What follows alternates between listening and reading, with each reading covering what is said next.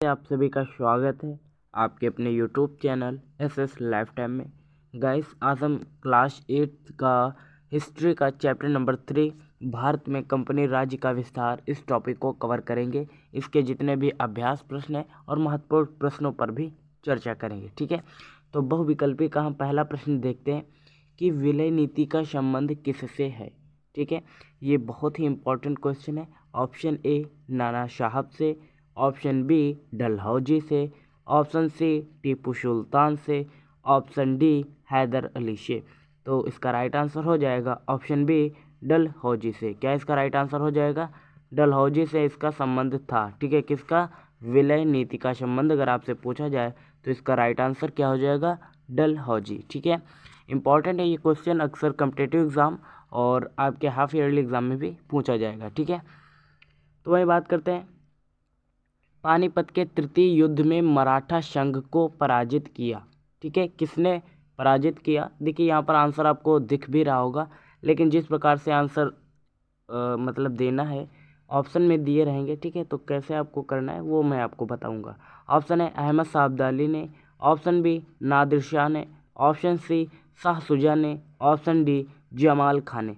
तो इसका right answer क्या हो जाएगा? ऑप्शन ए अहमद शाह अब्दाली ने पानीपत के तृतीय युद्ध में मराठा संघ को पराजित किया। अगर आपसे पूछा जाए कि अहमद शाह अब्दाली ने पानीपत के किस युद्ध में मराठा संघ को पराजित किया, तो तृतीय युद्ध में पराजित किया।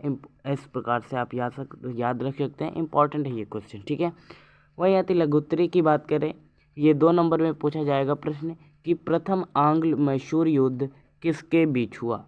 तो प्रथम आंग्ल मैसूर युद्ध हैदर अली और अंग्रेज़ों के बीच में हुआ। ठीक है, ये 2 नंबर में पूछा जा सकता है हाफ ईयरली एग्ज़ाम में। ठीक है, और एनुअल एग्ज़ाम में भी पूछा जा सकता है, तो इसको नोट कर लीजिएगा और रिवाइज भी करते रहिएगा।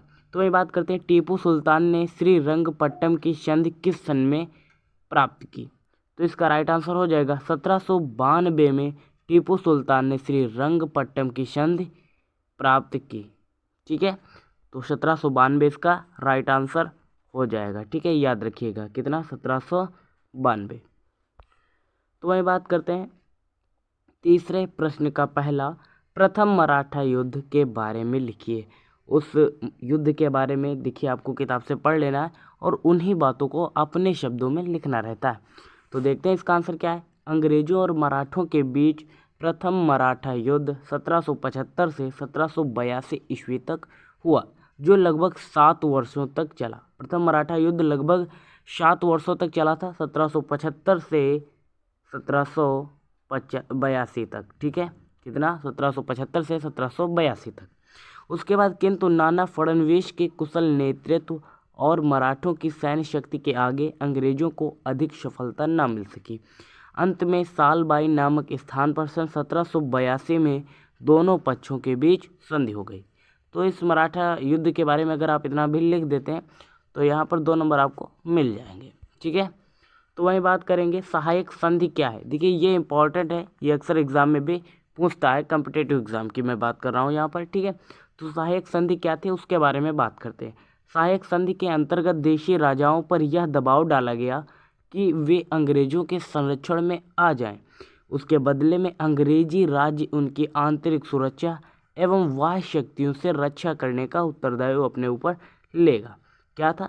इसको एक बार फिर से अच्छे से पढ़िएगा। ठीक है, चलिए मैं दोहराए दे रहा हूँ कि सहायक संधि के अंतर्गत देशी राजाओं पर यह दबाव डाला गया कि वे अंग्रेजों के संरक्षण में आ जाएं, जिसके बदले में अंग्रेजी राज्य उनकी आंतरिक सुरक्षा व सुरक्षा करने का उत्तरदायित्व अपने ऊपर लेगा। कहने का मतलब ये था कि देशी राजाओं पर उन्होंने दबाव डाला, कहने का जिससे कि उनकी आंतरिक और वाह्य सुरक्षा का दायित्व भी वे लेंगे। ठीक है, अंग्रेज लोग, इनका यही मानना था। ठीक है, तो इस प्रकार से आप इसको तैयार कर सकते हैं। तो वही बात करेंगे कि डलहौजी की राज्य हड़पने की नीति क्या थी, इस नीति के क्या उद्देश्य थे। तो ये लॉन्ग आंसर है, देखते हैं। लॉर्ड हार्डिंग के पश्चात सन 1848 में लॉर्ड डलहौजी का भारत का गवर्नर जनरल नियुक्त हुआ। उसी का उद्देश्य ब्रिटिश साम्राज्य को बढ़ाना था। वह उस कार्य को पूरा करना चाहता था जिसे रॉबर्ट क्लाइव ने शुरू किया था। ठीक है। उसके बाद ब्रिटिश साम्राज्य को बढ़ाने के लिए अधिक से अधिक देशी राज्यों को ब्रिटिश साम्राज्य में सम्मिलित करने लगा। उसकी इस नीति की प्रमुख बात यह थी कि यदि कोई राजा निसंतान मर जाता तो उसका राज्य कंपनी के अधीन हो जाया करता था। यद्यपि गोद लेने की स्वीकृति भी दी गई थी, परंतु इसमें भी एक शर्त थी। वो शर्त क्या थी वो देखते हैं कि बिना कंपनी सरकार की पूर्व स्वीकृति के गोद नहीं लिया जा सकता था। साथ ही कंपनी स्वीकृति देने के लिए बाध्य भी नहीं थी, या अनुमति दे भी सकते थे और नहीं भी दे सकते थे। इस प्रकार अंग्रेजों को अनेक राज्यों को हड़पने का बहाना मिल गया। लॉर्ड डलहौजी की इस नीति को राज्य हड़पने की नीति कहा जाता है। राज्य हड़पने की नीति क्या थी वो आप फिर से इसको नोट करिएगा और अच्छे से रिवाइज करिएगा, याद हो जाएगा। ठीक है, अपने शब्दों में अगर याद करते हैं तो बेहतरीन तरीके से याद होगा और आप उसे कभी भी नहीं भूल पाएंगे। ठीक है, तो उसकी यह नीति अंग्रेजों के लिए बहुत लाभकारी सिद्ध हुई। इसी नीति के परिणाम स्वरूप पूरे भारतवर्ष में ब्रिटिश साम्राज्य स्थापित हो गया। अब उसके भी कुछ प्रमुख उद्देश्य थे वो देखेंगे कि लॉर्ड डलहौजी की राज्य हड़पने की नीति के निम्नलिखित उद्देश्य थे। नंबर 1 देखते हैं। इनका सर्वप्रथम उद्देश्य ब्रिटिश साम्राज्य को बढ़ाना था। क्या था इनका सर्वप्रथम उद्देश्य? ब्रिटिश साम्राज्य को बढ़ाना इनका प्रथम उद्देश्य था। ठीक है, उसके बाद सेकंड देखते हैं, व्यापार में मनमानी करना तथा सस्ते दरों पर कच्चा माल खरीदना। उसके बाद अपना सामान भारत के बाजारों में ऊंची कीमतों पर बेचना और अच्छा लाभ कमाना। उसके बाद भारत की जनता के बीच फूट डालकर एक दूसरे के बीच भेदभाव पैदा करना तथा अपनी महत्वाकांक्षाओं को पूरा करवाना। ये उनके कुछ प्रमुख उद्देश्य थे।